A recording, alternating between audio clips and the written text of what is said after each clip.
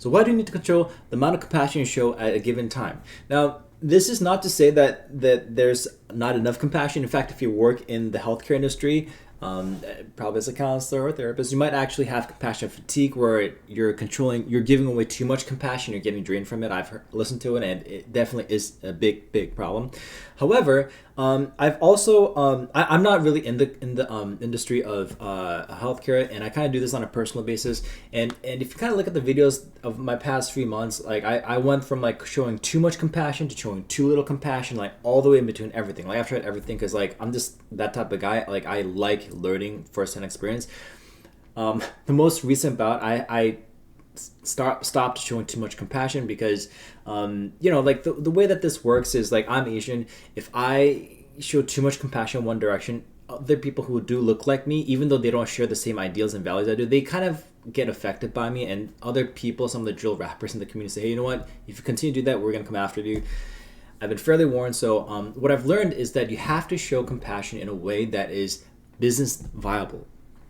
So I don't like doing entertainment stuff like I don't want to be a I don't I love listening to pop songs once in a while, but I don't really listen to that much music these days. I don't really do like I like really formal legal businesses that you do in an office setting where it's kind of thinking type of thing, where it's all like cooperation, building teams and things like that. That's like where everybody's like integrated into the team and we're working together. That's something that I enjoy more, and be very inclusive of everybody that is involved. If you have something that you can bring to the table, we want you to be part of the team and contribute and build this together, right?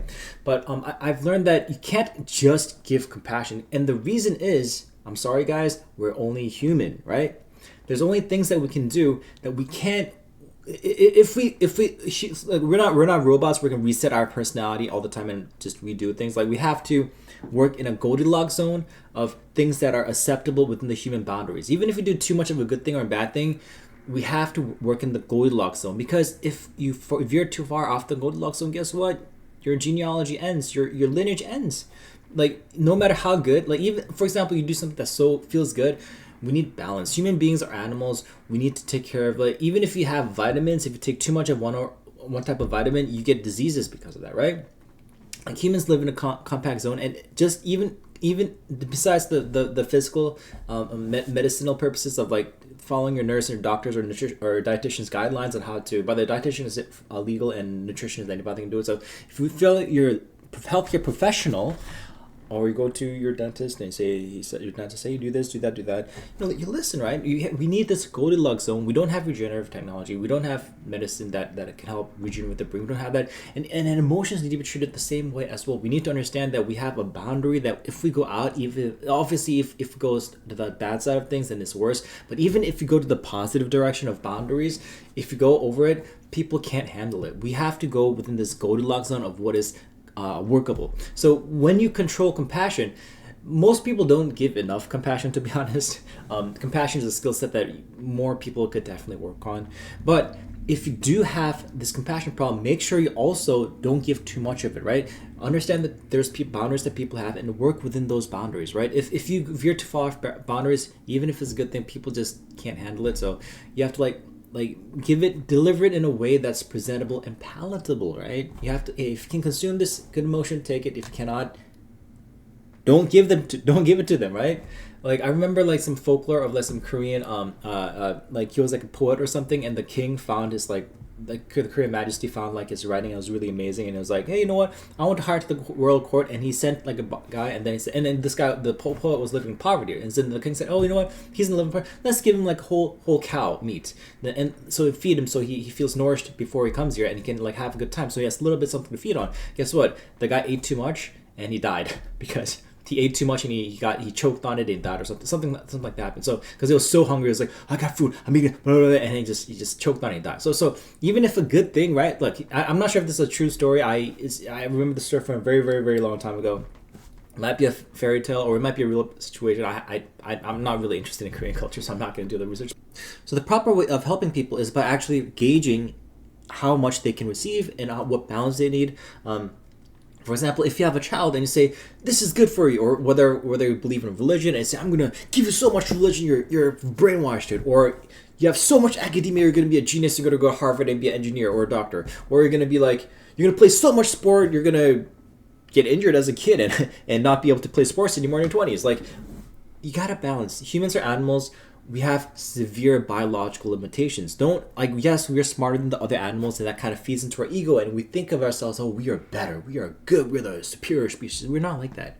Humans, we live within the human condition, right? We live within our boundaries. If we step outside the boundaries, you get damaged. So you have to figure out a way to balance it out. So even when you give compassion, sometimes people don't want to receive the passion, or you have to be very, very, the more compassion you give, the more higher the emotional capacity you engage in, the more skilled you have to do it. So it's not just about giving emotions, you have to present it in a way that people actually want to buy from you, right? So that you have to do that. And also, if you do too much compassion, make sure everybody else is okay with it, because if you give something that's shared by the rest of the community, you don't own that. The rest of the community also has a stake in it. So do it with the agreement of those around you. Do it with the unison. Do it as a team, as a team cooperation. Do it together with people, right? So anyways, that was my journey on learning how to deliver compassion in a way that's good. And also, this is more advanced stuff. If you're in a toxic situation, you have to actually learn how to defend yourself. Don't even worry about this compassion thing. Learn how to defend yourself. Thinking about compassion is like, once you feel like more at ease and you have like a more safe zone that you can always rely on, and then you're ready to help other people, preferably in business, or like you're a community leader or something, maybe a religious leader. I'm not religious, but if you're religious, that's phenomenal. Keep doing that. Or if you're a business leader, or if you're a community leader, or if you're just like a public school teacher and you're helping kids and children on for a day-to-day basis because that's your job, these are things you have to work on how to deliver compassion in a way that maximum amount of people can benefit. Don't give away too much that does not all belong to you. Sometimes things that you think you own aren't actually things you own. So you just do it with just learn how to read the situation, figure out what other people are doing. It's kind of like understand the social dynamic of how things work, how people are gonna focus on their business so they can maintain their lifestyle and then feed their children and send them to school and have like more family and relationships and buy houses and mortgages and just be part of the economic community, right? So do it together with people. Always look for those around you. Seek approval. Don't like seek validation, seek approval. I know the self-help community says don't seek validation, be who you are, be strong. There comes a point where you have to stand for your opinions. However, it's always a good idea to read your surroundings and actually get sharper social acuity so that you can actually understand what other people are thinking, because you have to understand other people. Business, anything in the community, anything you do, teamwork is a cooperative business. You have to shake hands with other people, say this is the agreement we're doing, we have to do this together, right? So we have to understand what other people are going through, talk to a lot of people, make sure you understand, and then be part of the community, right?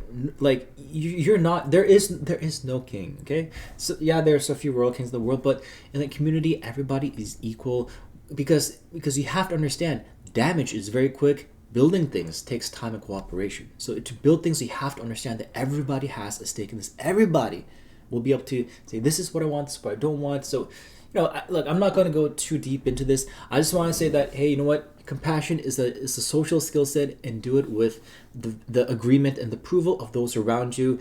Don't go around seeking approval or validation. That's not what this video is about. But make sure that you deliver good things with a sensibility of responsibility of you as a person. If you feel responsible, you need to understand that you have to act in a responsible manner. If you have something to give, make sure that everyone who has a stake in it also will be in agreement with what you're doing. If not, work on it and form a business plan or form better business network and communication skills. Just focus on how to connect with people, build relationships, build trust, honor within the community, things like that. So anyways, that was just my message on the skill set that it needs to deliver good things, because you can't just give things away and expect it to be good. Even good things need to be delivered in a way that is palatable, that people want it in a certain way, right? So I think that's part diving into marketing. I'm not going to talk about in this video. Anyways, that was my video on what I learned about being a good person and being part of the neighborhood that you live in and actually contributing so other people can benefit from your existence. So that's my video. Hope you guys enjoyed this video. Signing out. Peace.